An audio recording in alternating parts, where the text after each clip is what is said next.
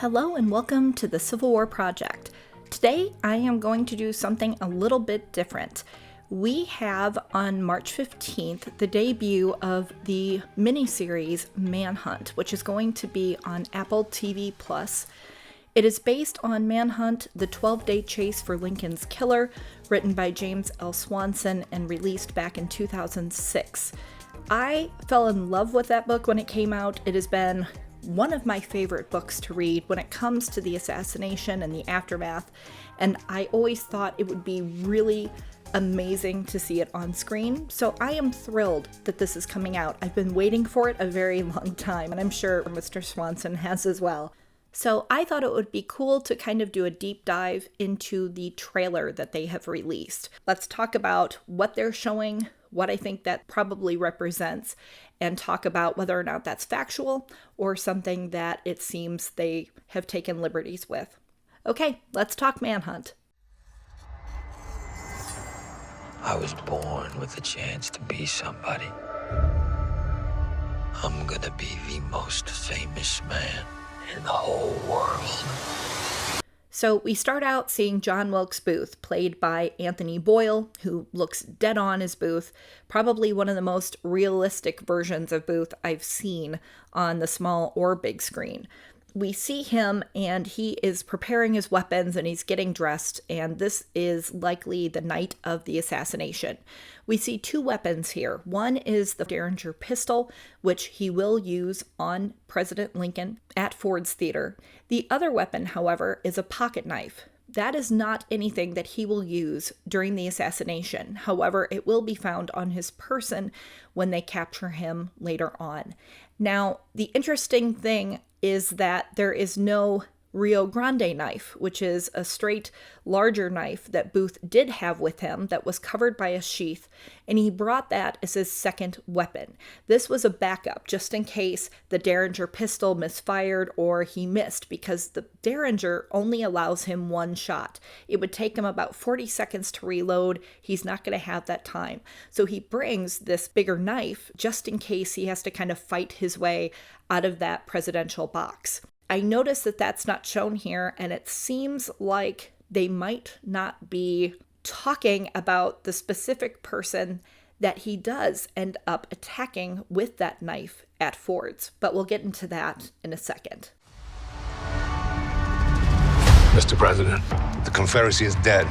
The Union is saved. The war is over. So now we get to see President Abraham Lincoln. He is being played by Hamish Linklater. Kind of believable as a Lincoln. I don't think he's tall enough, and I don't think he looks old enough. That's my biggest complaint, because let's face it, Lincoln looked like he had aged 30 to 40 years in the 4 years he was president. But it's believable enough, I can go along with it. We see him celebrating with another gentleman while other men in the background are also celebrating. This is at the War Department. This is where President Lincoln spent a great deal of time with his Secretary of War, Edwin Stanton.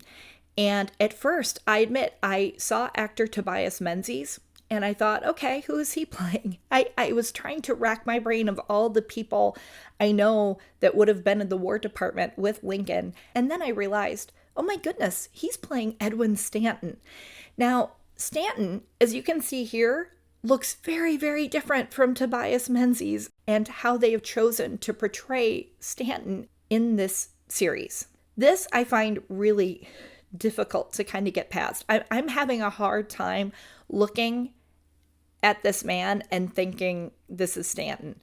I maybe I will get more into it, after the first episode or two, but I am really having a tough time as to why they chose not to make Edwin Stanton, who it appears is going to be a really key character in all of this, why they chose not to bother making him look like Stanton at all. If you're not going to bother with that, then why bother making Lincoln look like Lincoln or Booth like Booth? It's like, why do you do it with some, but then the one person who is a key person, you make him look youthful and modern, and he looks more like Sherlock Holmes than he is the Secretary of War that I have known, and read about pretty much all my life. So I'm having a hard time with this. I really don't know what they were thinking, but here they are. They're celebrating at the War Department. I take it has to be after one of two events. One is the fall of Richmond, which happened on April 3rd, 1865. That was the Confederate capital. The city has fallen, the Union has taken it, the Confederate government officials are on the run. And the other date is potentially April 9th, which is the day that Confederate General Robert E. Lee, who was head of the Army of Northern Virginia, he surrenders to U.S. General Ulysses S. Grant. So here we see some celebration. You see the two men, Stanton and Lincoln, giving each other a big hug. Lincoln almost looks like he's going to cry. These two men had spent a great deal of time talking about strategy, sitting there at the War Department waiting for a telegraph, a message as to what was going on. These two men had been through a lot together. And so I like the fact that they're showing this closeness.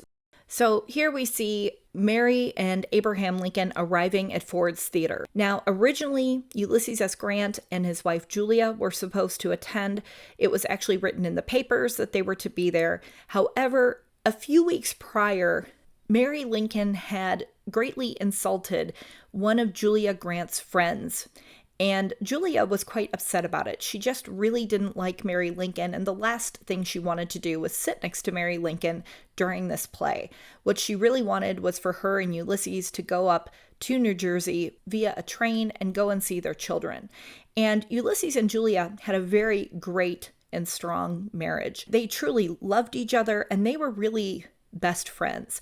So when Julia said, I don't want to go, can you tell him no? Ulysses, of course, said, yeah, I'll tell the president no. We'll go see the kids. So Lincoln actually goes around and tries to ask various other people to come and join him and Mary that night in this presidential box. He asks his son, Robert Lincoln, but he's busy. He's just gotten back from being with General Grant at Appomattox Courthouse, and he's really enjoying talking to the people at the White House about what happened, because, of course, everybody wants to know what it was like when Robert E. Lee met U.S. Grant face to face. The president also asks quite a few other people before he finally finds a person, Major Henry Rathbone, who agrees and is going to bring his fiancée, Clara Harris. Now, they were actually picked up by the Lincolns on the way to the theater. The Lincolns were late by about 20 minutes. In fact, the couple almost thought that maybe they had been forgotten, but they arrive at the same time.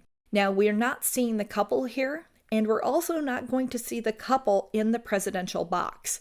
And if you look on IMDb, there is no actor that is listed to play Major Henry Rathbone. We do, however, see an actress for Clara Harris, and we'll talk about her in a few minutes. But this seems to be one big change that they've decided to make, and I don't really know if I agree with it or not. I don't think it would have taken away from the story at all, and I kind of feel bad that it's not being identified as something that happened, but let's move on. So we see Abraham and Mary, they're getting out of the carriage. They are also looking, kind of very much in love. It's a very sweet moment. Earlier that day, Abraham had asked Mary to go on a private carriage ride. They had a very lovely discussion. Abraham talked about how miserable they had both been during the war after the loss of their son, Willie, in 1862, and just how hard it had been for them, but how he really wanted them both to be happy and to spend more time together. And it was really this wonderful rekindling of this relationship. So this night, when they go to Ford's Theater, they are kind of like a young, in-love couple. They kind of feel that spark that they once had for one another, and it's very sweet. So I do like that moment when Lincoln's, helping Mary out of the coach. And then you see John Wilkes Booth lurking in the shadows. That didn't happen. He was actually off doing other things at that point in time. And the reason why is because the play, Our American Cousin, started at 8 o'clock. And even though the president was late, they started it on time anyway. This had been a play that had been performed hundreds of times. Booth knew it by heart. And when he thought about the play, he knew that there was one particular moment that would be the best time to shoot the president. And that was when there was a single actor on stage by the name of Harry Hawk, and he would have what was deemed the funniest line of the play, would produce the biggest laughs. At that point, that is when Booth would pull the trigger. And that would happen around 10:15. So Booth wasn't there when Lincoln arrived. He didn't need to check and see that he was there just yet. Now, when Booth finally did get to the theater, he pokes his head in quick to make sure that, yes, he is there. But then he goes next door to the saloon and has a drink before it gets closer to 10 o'clock. And that's when he makes his way back to Ford's and up to the presidential box.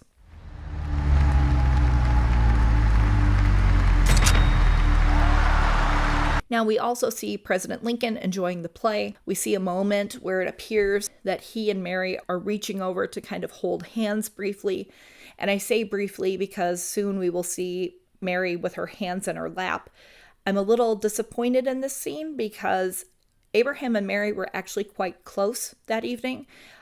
Their arms were a little bit intertwined. She had her left arm kind of underneath his right, and they were holding hands. And they were still holding hands like that when he was shot. So they're holding hands really quick, but it's kind of awkward. And then we see Booth peering out of a curtain, and there was no curtain. There was a door, and Booth really prepared for that particular door earlier that day when he found out that Lincoln was going to be at Ford's Theater. He literally drilled a hole in the door because he wanted to be able to see if there was any kind of security on the other side of that door when he did come up there around 10 o'clock that evening. And because security wouldn't be sitting in a visible spot, the box itself was actually quite dark. It wasn't as illuminated as what it is in the show, obviously. So first of all, he had drilled a hole so he could look through, and that particular night, there was no one guarding that door. So when he looked through it and saw no one there, he knew he was clear to quietly open the door, step inside, and quietly shut the door. And of course, he's doing this as there's actors and dialogue on stage, and there's laughter, and he's making sure he is dead quiet and very slow in his movements so he doesn't catch the eye of some of the occupants of the box. The other importance of that door is that Booth takes a broken music stand and lays a piece of it kind of hidden in the box, which he then retrieves once he's in it and uses it to keep the door shut. This is important because when people do realize the president's been shot, there are people trying to get in there to help him and they can't get through. And we're talking, 20 plus men trying to barge the door down and they still can't do it. It ends up being Colonel Rathbone who has to take the music stand out so that the door can be opened and the appropriate people can get inside the box and help the occupants. Freedom for the soul! Okay, there is a lot going on here. First of all, I don't think Booth lunged towards the president that way. Again, he was trying to stay in the shadows, trying to stay quiet, and there were 4 occupants in that box, and he did not want any of them to see him. So he wouldn't have been really quick in his movements. He would have been incredibly slow, very methodical, and he would have waited for that perfect timing where the actor says the funny line and everybody erupts into laughter. Now, we see the crowd panic, and this could be out of sequence, but when Booth shoots the president, no one really notices or knows what happened. There are some people in the crowd that see smoke. There are some people that think they hear kind of a ringing noise. They're not sure what's going on. After Booth shoots the president, what is supposed to happen is Major Henry Rathbone recognizes the sound. He has been in battle. He looks to the left. He sees Booth. He goes to try to apprehend him, and Booth pulls out the big knife I was talking about earlier, and he does a very dramatic stab into Major Rathbone's shoulder. And he cuts through arteries and veins. There's a lot of blood, but it's not life-threatening. He keeps his arm. Once Booth stabs Major Rathbone, then he kind of climbs himself over the presidential box and jumps down onto the stage, which is about 11 feet below. So when Booth is on the stage, that is the point where he runs to the center. He lifts up the big knife that he had just stabbed Major Rathbone with, and that's where he yells, "Sic semper tyrannis," thus always to tyrants, which is Virginia's state motto.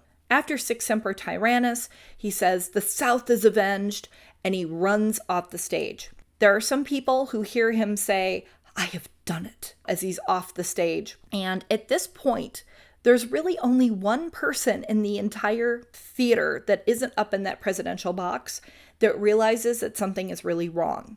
And that gentleman will jump on the stage, he will follow Booth and really try to catch him, because even though he doesn't really know what Booth has done, he knows Booth has done something and he needs to be apprehended. To give you an idea of just how long it took people to understand what happened, Major Rathbone has to yell from the box, "Someone catch that man," and Clara Harris has to yell, "He has shot the president," before the panic sets in down below with all the other 1,500 theater goers. It took that long for them to realize. They thought that somehow this was all part of the play. So it takes a long time for people to realize what's been done. You see when Booth is shouting from the presidential box, you see Mary Lincoln with her hands clearly in her lap. Again, she would have been holding hands with Lincoln. They would have been much closer together. Right before the president is shot, Mary Lincoln kind of whispers over to her husband and says, "What will Miss Harris think of my hanging on to you so?"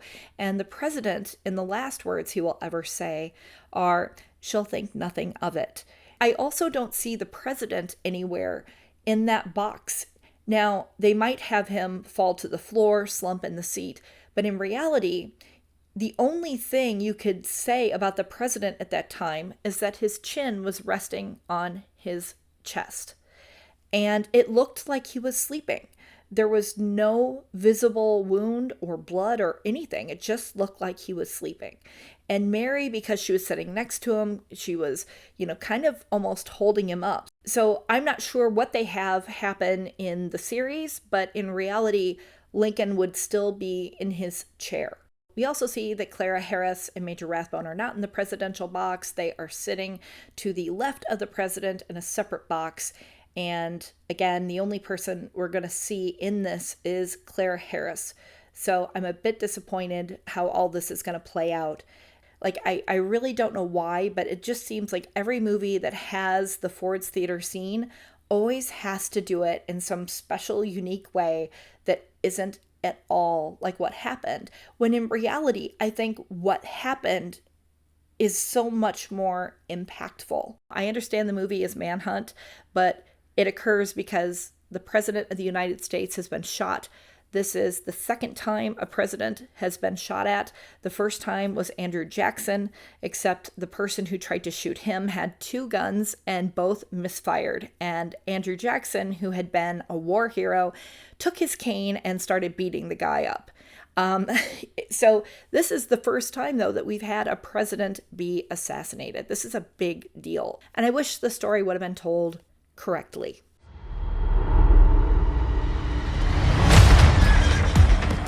What happened? The president's been shot. Witnesses are saying it was John Wilkes Booth. Wait, the actor? So next we see horses that are going quickly, pulling something, and we find out that it's Edwin Stanton.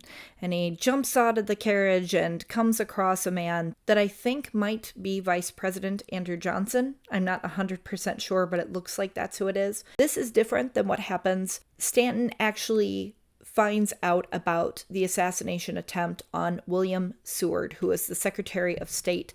Someone comes to his house. He's already in bed, asleep, but someone wakes him up by a knock at the door, and his wife goes to get him and says there's been an assassination of William Seward at his home. Now, Seward had been in a horrible carriage accident a few weeks prior. He had a lot of broken bones. He had a broken jaw, so he has kind of this metal contraption around it so it can heal. And Stanton had been at Seward's house like an hour and a half before. He thought, this is ridiculous. I just saw the man. What are you talking about that there's been an attack on him? So he goes to Seward's house, and along the way he meets Gideon Welles, who is the Secretary of the Navy. And it doesn't appear that Gideon Welles makes an appearance in this particular series. But it's there that Gideon and him talk about some of the rumors that they've been hearing as people have stopped them on the streets as they've been making their way to Seward's house. And one of those rumors is that the president was shot at Ford's Theater. So they both go Once they see that Seward was attacked and that there's doctors tending to him, they rush over to Ford's, and that's when they do learn that the rumors are correct and that the president has been shot. So this is definitely, again, a rewrite of history, but it gets Edwin Stanton, I guess, where he needs to be. We also see an incredibly quick scene with Booth that I believe is him at the Navy Yard bridge being stopped by a Union officer. There was only one way out of Washington, D.C. that night, and that was across the Navy Yard bridge. It shouldn't have allowed anyone to cross it after 9 p.m. That was the curfew. It had been around for a while. Booth gets to the bridge and he gives his name and he talks about how, he didn't realize there was, any kind of restriction in place and he's really sorry. He makes a very convincing statement to the Union soldier and he is let across the bridge. Now, what's interesting is that he does give his name so that later on they very quickly learn that he did pass across that bridge. And that's a huge hint for the Manhunters. Now, there's only going to be one other person who crosses that bridge with him. That is going to be one of his co-conspirators, David Herald, who was with the man who attacked Seward, but he kind of freaks out because he's outside of Seward's house. He's holding the horses and he sees Seward's daughter lift up a window and yelling out murder out into the streets, and it freaks him out. He gets on his horse and he leaves the other horse and the other man behind. So Herald will also have to cross that Navy Yard bridge. He gives an alias and says that it's because he was with a woman and he lost track of time, and they let him cross too. This is a very crucial point for Booth because he is ahead of the news when he stops at this bridge, and if he can get across, this really gives him a huge head start. This is a very good sign if he can get across. So it's a major moment in the real story, and I'm sure it will be a big moment here as well. We also see Booth on a horse galloping quite quickly down an alleyway. This did happen. There's one man, again, from the crowd at the theater that realized that something was going on with this man, and so he was going to try and capture him. He is running after Booth, that's my guess, at what's being shown here. And then you also see what I think is John Burroughs. Now, he was nicknamed John Peanut because of the salty snacks that he sold at Ford's Theater. He ended up being the one to hold Booth's horse. Booth wanted a very quick getaway, so he originally asked a man named Edmund Spangler to hold his horse. And Spangler said, listen, I have to move scenery around. I don't have time to sit here and hold your horse. And so he gets John to hold it for him. And so when Booth gets out of the theater, he grabs the reins really quick. He hops on the horse and he starts galloping down the alleyway. But of course, a horse is going to be faster than a human being. So Booth gets away quite quickly. Do you know who I am? I'm a symbol. Next, we see a scene with Booth. He's shaving off his facial hair, and one has to question whether or not this is the day after the assassination or if it is something that happens beforehand. I do believe there's going to be a point where we're going back in time, whether it happens quite often or whether it starts kind of from the beginning. There's an actor that portrays a young Booth as a child, so I do think we're going to be seeing more storyline here than just the assassination and the manhunt. So we see Booth threatening an African-American woman. This, I believe, is Mary Sims.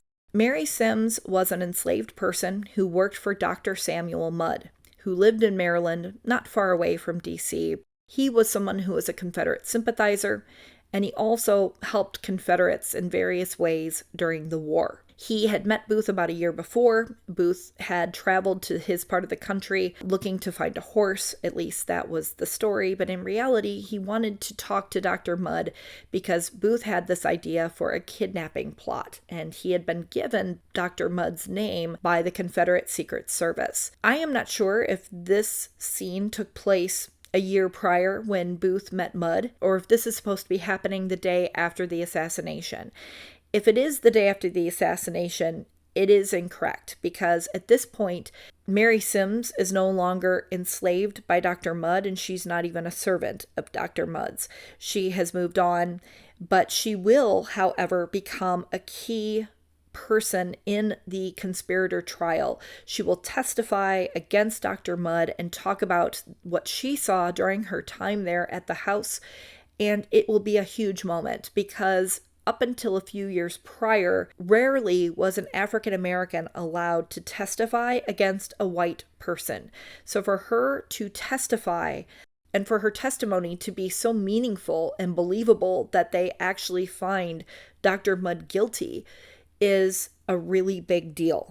I do think it's possible that we might see her still at Dr. Mudd's when Booth shows up at 4 a.m. on April 15th. And if that's a liberty they're going to take, I can understand why they're going to do it, and it's one that I can live with at this point. And I say that because I'm assuming that it's not going to change her role of testifying, that the end result is going to be the same. We also see Booth reading the papers, and he's thrilled at what he sees.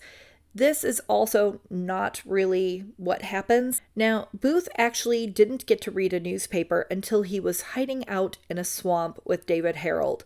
He actually spends, I believe, about 6 days in a swamp hiding from Union soldiers who are out there really going through the countryside of Maryland trying to find Booth. It's too dangerous for him to be in a house.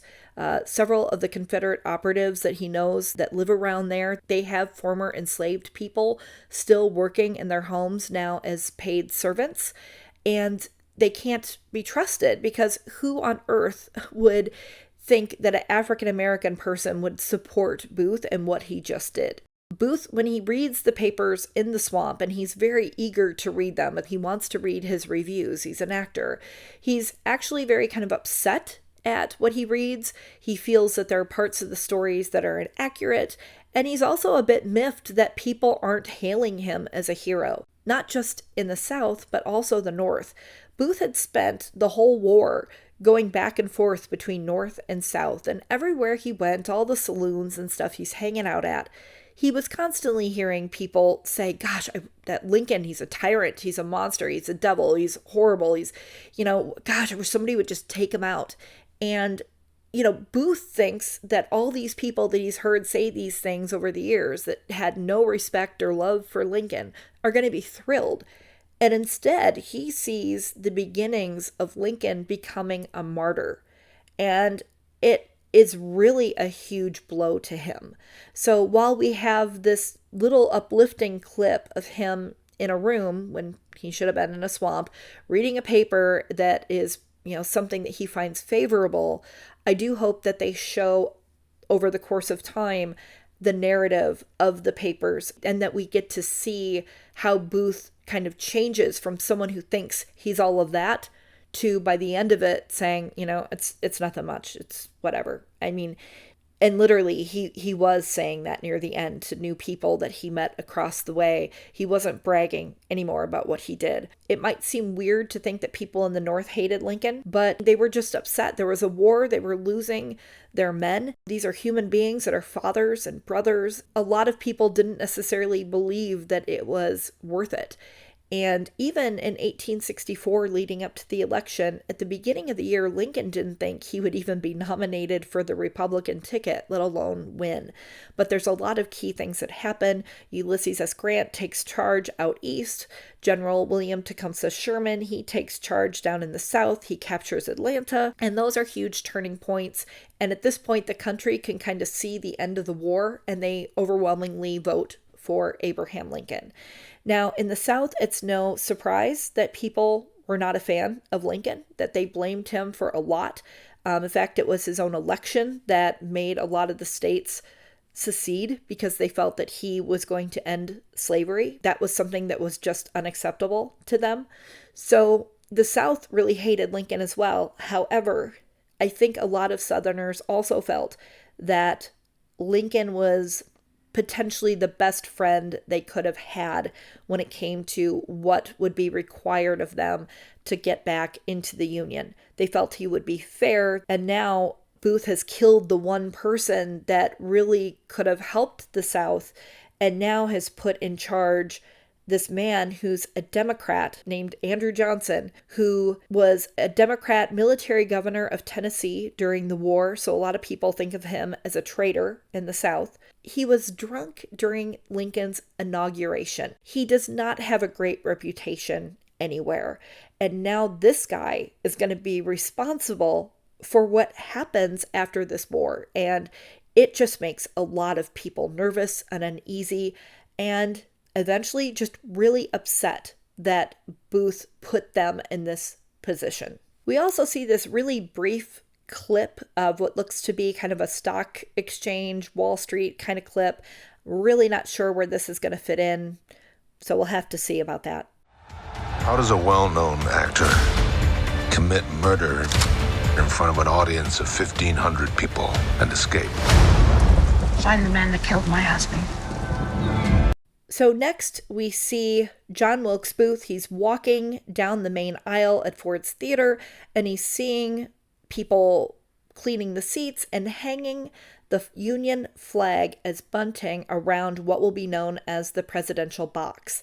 Now, the way he has this kind of surprised look on his face, I am guessing that they are going to say that he walks down, notices the bunting, and thinks, oh my gosh, the president is coming.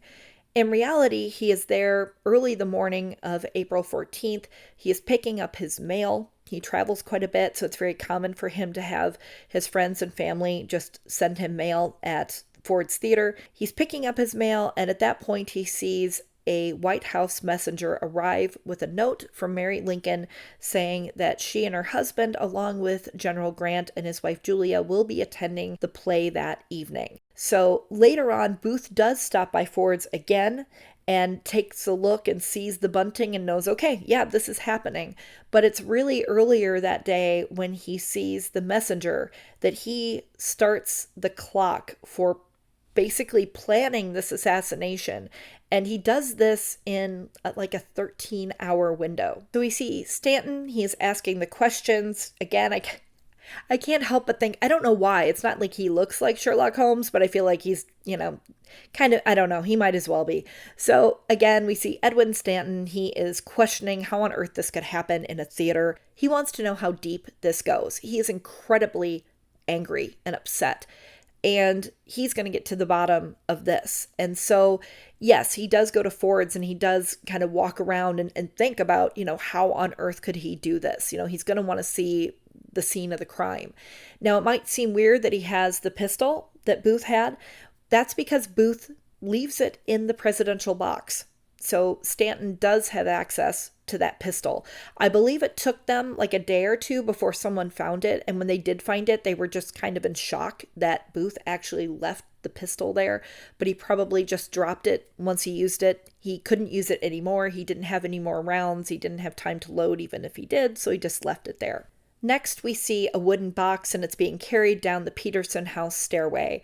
And at this point, this was a moment that a lot of people in Washington who were still there outside the house, there was a lot of weeping and wailing to see what was described back then as a very crude pine box, that it wasn't fit for a head of state. However, there's something very organic about it, that it carries this man who came from incredibly humble beginnings, who was born and raised in Kentucky and southern Indiana, who was a rail splitter. At this point, it's just seems crude, but people can't help but think that Abraham Lincoln would have been okay with the simplicity. We also see Mary Lincoln. She is in black, in mourning, and this scene didn't happen. Mary Lincoln, once her husband died, she left the Peterson house with her son Robert, went back to the White House, and refused to be in any of the rooms that she and her husband had been in together. She ended up deciding on one room. It was a writing room that she had set up for her husband to be used in the summer that he hadn't used yet because it's April, and she decides that she can bear to be in that room. But she basically stays there, and she stays at the White House for over a month. President Andrew Johnson lets her. He stays at a hotel in the meantime, but Mary Lincoln does not attend a single funeral engagement. There's a funeral service held at the White House. She doesn't attend. Their two surviving sons, Robert and Thomas, or Tad, they attend, but not their mother. She looks like she's taking part in some sort of funeral activity, and it simply didn't happen. I think this scene is him on a train platform, but I could totally be wrong. Lincoln did have a funeral car and a train take him up north to various key cities and eventually end his travel there at Springfield, Illinois, where he would be buried. And I just feel like here it's quite possible that he is looking at the funeral train and saying goodbye to his friend and colleague. Gentlemen, I am tasking you with the capture of John Wilkes Booth. All of this can be broken. Hold your devil by his throat and spin him to the ground. So we see two men, they're coming up to a house. I'm thinking that is Dr. Samuel Mudd's house. When Booth arrives, originally he arrives at 4 a.m. Now, you also see Stanton, he is setting out his orders, and now we're seeing some clips of the men that are going to make this happen. I believe this first gentleman is Boston Corbett, who was a sergeant in the U.S. military, and he's the one who, against orders, ends up shooting Booth while he's in the burning tobacco barn at the Garrett farmhouse in Virginia. And the other gentleman, played by Patton Oswalt, is Detective Lafayette Baker. Baker has been an investigator and a spy for quite some time. He has a very interesting reputation. I think you either like him or you hate him. Now, Baker is going to be instrumental in identifying the conspirators, so it's fitting that we see him getting some attention in this trailer. So we now see these men taking complete action by using Union soldiers to go in and totally tear apart places of residence, places of business. They are going to find the clues they need to figure out this puzzle. You see one of the soldiers destroy a picture of Jefferson Davis. He is the Confederate president. And you see Lafayette Baker ripping up a Confederate flag. Now, we also see the first sign of U.S. colored troops, and that's what they're called, USCT. And they are a part of this effort. Booth was a huge racist. The thing that really kind of shoved him over the edge was the fact that he was completely disgusted that African Americans were going to get citizenship. So it's a special kind of justice that you have these African Americans that Booth loathes being a part of his capture and the capture of his conspirators. This is a conspiracy to dismember our government. I know who you are, Mr. Booth. You gonna help us or not? There's a bounty on the head of Booth. I intend to collect. So these appear to be shots at the prison. We see some of the conspirators there. We see Mary Surratt, Lewis Powell, David Herald, and George Atzerodt. The other four that we do not see is Dr. Samuel Mudd, Edmund Ned Spangler, Michael O'Laughlin, and Samuel Arnold. We do not see them in the shot. One of my favorite character actors, John Billingsley, we see him here giving a speech as Edward Bates. Now, Bates was a former attorney general. He did not believe that the military tribunal that they used to try the conspirators was legal. He felt that it was the wrong venue. However, the current attorney general, named Joshua Speed, came up with the opinion that because the South still had armies out there in the field battling the armies of the North, that the war was not officially over, and therefore it was an act of war, and it made sense to try it in a military tribunal. So here we see an African American, we see David Herald and John Wilkes Booth, and at this point he is clean shaven. This is after the assassination. This man is likely Oswell Swann. He is a man that Booth and Herald come across as they are leaving Dr. Mudd's and trying to find their way to the next operative, which is Samuel Cox. And along the way they get lost, they come across Swann and they ask him for directions to get to Cox's farm. Now, I do not believe Swann pulled out 2 pistols and said, "I know who you are," but he does end up helping them and they do pay him. I think that they might change the narrative of that here, though, just based off of what we're seeing. We next see what looks to be David Herald and John Wilkes Booth in a boat rowing across the Potomac. Now, when they went, it would have been the pitch black of night. They couldn't risk being seen, so they had to be enormously quiet.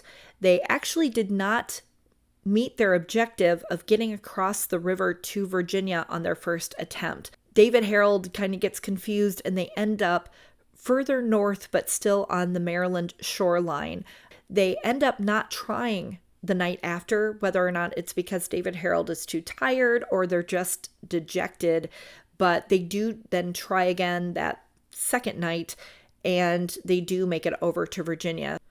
We see two men talking about a bounty. I can't quite tell who they are, but there is a bounty on Booth's head. And then again, we see Mary Sims, who's looking at the picture, and maybe at this point she's realizing that she recognizes the man that they're looking for, John Wilkes Booth. Booth is being protected by the Confederacy. Now with Lincoln out of the way, this country belongs to us. We hear Detective Lafayette Baker saying that the Confederacy is hiding Booth. This, of course, was a very big assumption that they made early on. A lot of people like Stanton and Baker believed that Jefferson Davis and other members of his government were responsible for this assassination. And so it would have been a topic of conversation here. It's not necessarily, though, how it plays out. We also see Dr. Samuel Mudd. He is giving instructions. It looks like he is giving them to David Herald and Booth. And in the background, you see Mary Sims. So I think this is confirmation that they are going to place her at Mudd's home after the assassination, even though in reality she was no longer there by the time the assassination took place. We also see a hand slip a gun into a pocket. I think that is Booth slipping a revolver into George Atzerott's pocket, or possibly Lewis Powell's pocket. These are the two other men that had targets to assassinate that night. Lewis Powell was supposed to take care of William Seward, and George Atzerodt was supposed to take care of Vice President Andrew Johnson. We then see a man that appears to be President of the Confederacy, Jefferson Davis, saying this country belongs to us, along with a reaction from Stanton, but I don't think they're in the same room. At the time of the assassination, Jefferson Davis was actually on the run. No one knew exactly where he was, and he wouldn't have been having a real conversation with Stanton. I think the Stanton clip is probably something else going on. We'll have to find out. I will not surrender. May God be my judge.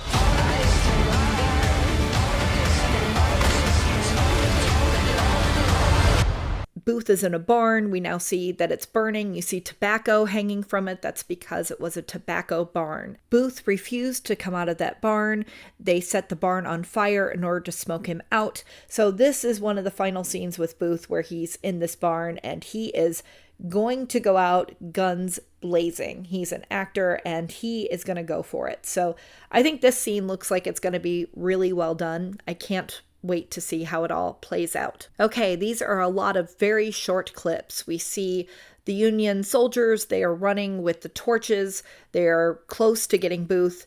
You see a quick shot of Edwin Stanton with his wife, who is there by his side. I'm not sure, maybe at a funeral for Lincoln, potentially. We see a gentleman who I can't figure out what role he's playing, but it looks to be the fall of Richmond, where you see an African-American soldier. He's holding the U.S. flag, and you can kind of see the destruction of Richmond in the background. You see Mary Sims looking very frightened in a way, very, very unsettled. She has someone near her that I assume is a relative of some kind. A group of men celebrating. I'm not quite sure if that's at the War Department or possibly in Lincoln's cabinet. The meeting room would have been at the White House. We see some other quick shots, which are just really hard to interpret, but then we see that burning barn, and that is going to be Booth's last stand. We have another shot of Booth, possibly in a hotel lobby or in the lobby of Ford's Theater. And finally, we see a closing shot of the city of Richmond. And once again, you'll notice that most of the men, I think if not all of the men in uniform, are African Americans, which again was very much the case during the fall of Richmond. You'll see in the pictures that were taken, there were quite a few African American soldiers there. And that, of course, was a very special moment for a lot of them to see this government that had wanted to keep them in perpetual slavery and not recognize them as a human being. To see that government fall had to be incredibly rewarding. God bless America. Then in the final shot, we see John Wilkes Booth being patriotic. He's having a drink. And this could very much be at the bar right before he goes into Ford's theater and assassinates the president. We see he's wearing the same clothes he was wearing earlier when he was looking at himself in the mirror. And as I mentioned earlier, Booth arrives at Ford's later on, like around 9 o'clock. Then he goes next door to the saloon. He has a drink or two to pass the time, to calm his nerves, who knows what. But obviously, it's a little joke on John Wilkes Booth's part to say, God bless America, when the person who represents America at this point in time, the President of the United States, Abraham Lincoln, he is about to shoot. So obviously this is a line from Booth meant to be a little humorous, because obviously he is anything but a patriotic American. So if you've listened to this entire thing, congratulations, you've made it to the end. I will be trying to do recaps of the different episodes. The first 2 drop on March 15th, so I probably will be doing separate ones for each episode. I think that's probably going to be easiest, and I'll try to get them done in a timely manner, and we'll also try to keep them a little shorter than what this is. So if you're interested, please remember to subscribe, hit the bell for notifications so that you'll be notified when those videos come out. Thank you so much for watching, and as always, I bid you an affectionate farewell.